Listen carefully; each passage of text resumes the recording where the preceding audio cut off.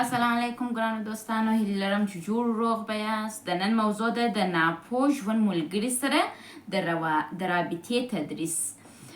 موږ چې کله ودونه کوو، عموما موږ پښتانه خو داسې ودونه کوو چې موږ حتی نه یو خبر چې د زما خاوند سره کم یو کس دی یا زما میرمن سره کم یو کس ده.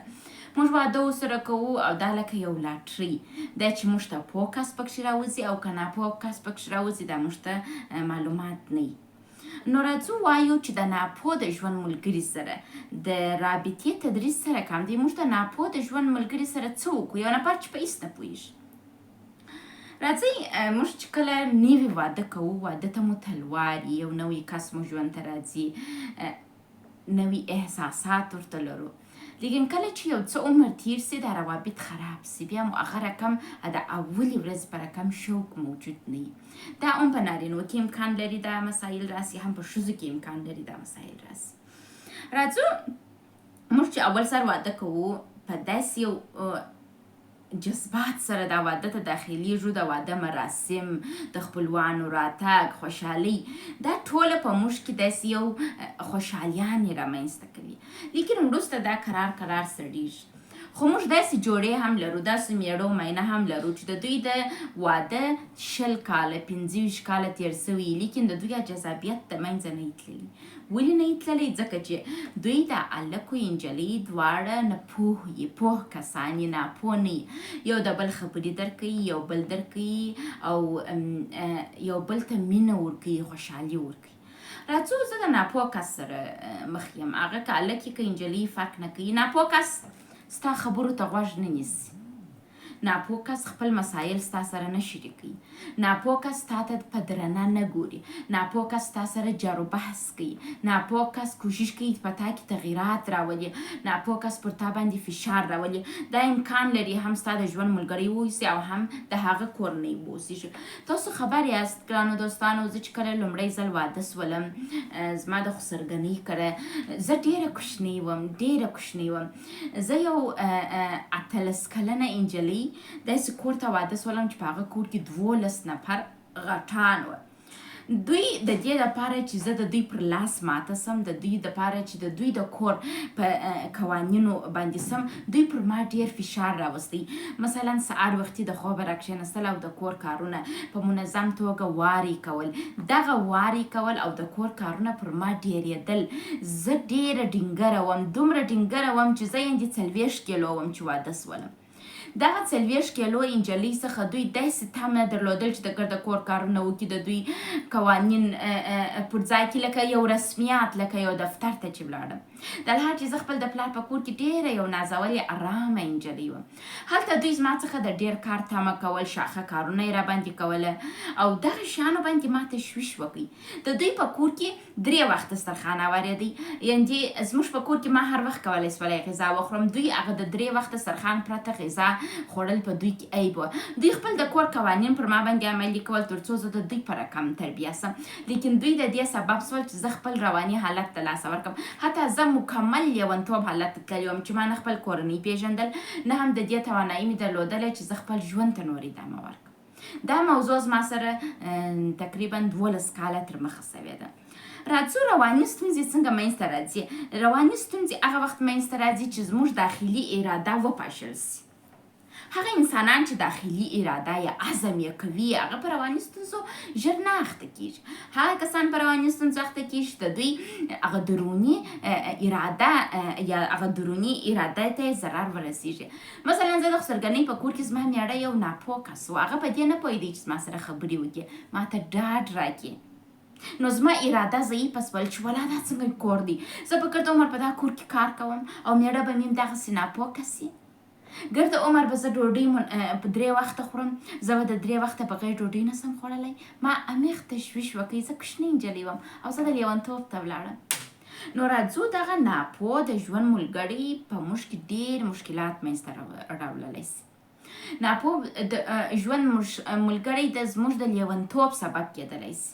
نو موږ باید خپل په روابطو کې د ناپوه ژوند ملګري سره روابط زده کړو.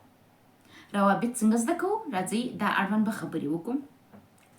وای تاسو چې کله مشترک ژوند ته داخل سئ په هغه اولو ورځو کې شاید تاسو هیجانات ولري، خوشحالیانې ولري، لیکن وروسته چې کله کمرنګي کیږي، میړه د میرمنې سره خبرې نه کوي، په عاطفي نګاه خپل میرمن راضي نه ساتي، ماینه و میړه ته جنسي رابطه نه ورکوي، دا د دوی ترمابینځ مشکلات منځته راسي. تاسو نارینه کوشش وکړئ چې د ښځې سره عاطفي روابط ولري، خبرې ورسره وکړئ او دا مسایل ورته تشریح کړئ.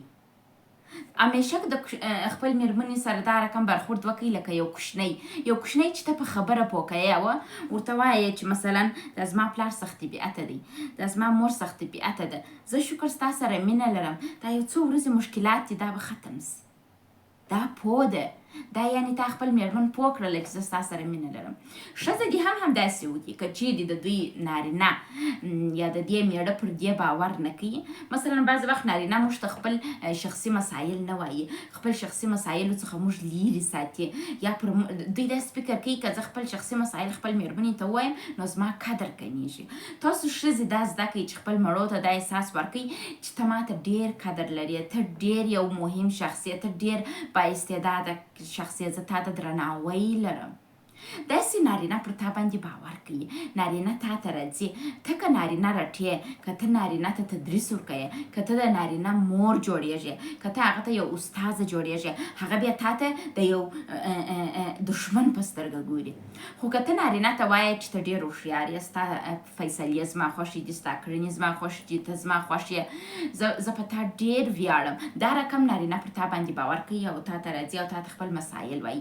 دا رقم به ته خپل د نارینه په حال هم خبر یې، هغه به تا ته عاطفي مینه هم درکوي، پر تا به باور کوي او تا ته به د یو داسې میرمنې په سترګه ګوري وایي والله زما میرمن ما ته ډېر قدر راکوي.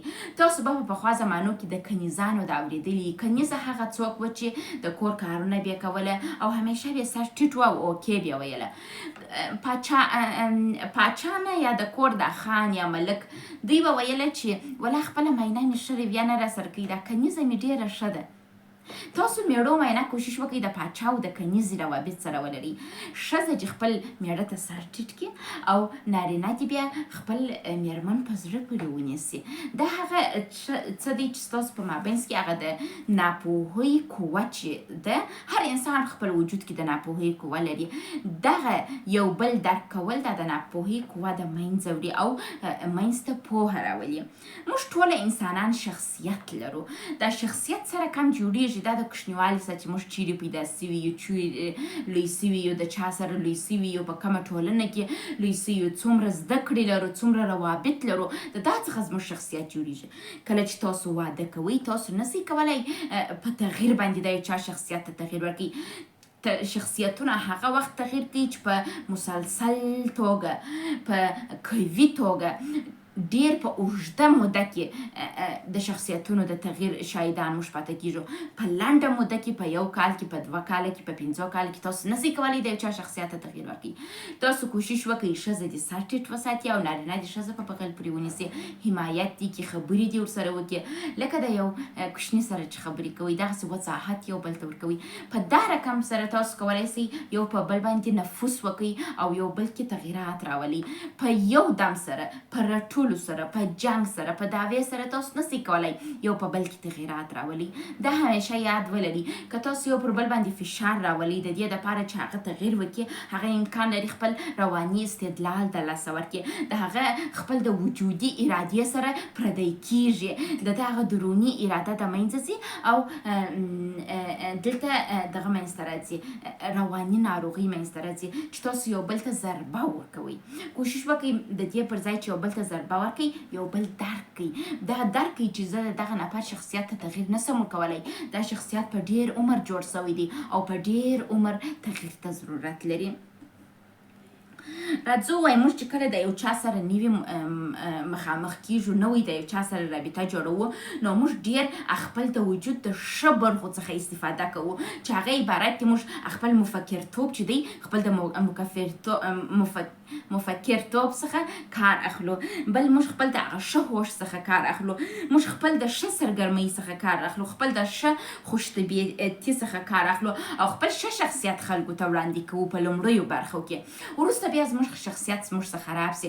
تاسو کوشش وکړئ د دې دپاره چې ښه روابط ولرئ، خپل شخصیت ثابت وساتئ، همیشه یو رقم شخصیت ځان ته برقراره کړئ. که چیرې تاسو یو رقم شخصیت نسئ جوړولی او تاسو ته مشکلات پیدا کیږي، بد رویه کوئ، جنګ کوئ، دعوه کوئ یا چاته پیغور ورکوئ، د دغه کارونو دپاره چې تاسو خپل شخصیت ثابت نسئ ساتلی، تاسو روانشناس ته مراجعه وکړئ. کیدای سي تاسو رواني ستونزې لرئ، ستاسو د رواني ستونزو درملنه به وسي، دوا به درسي، بیا تاسو کولی سئ خپل شخصیت ته درملنه ورکړئ. راځو بل مهم بخش چې په مشترک ژوند کې دی، هغه دا دی چې یو بل سره خبرې کول. کوشش وکړئ یو بل سره خبرې وکړئ، یو بل ته وخت ورکړئ، یو بل ته مینه ورکړئ.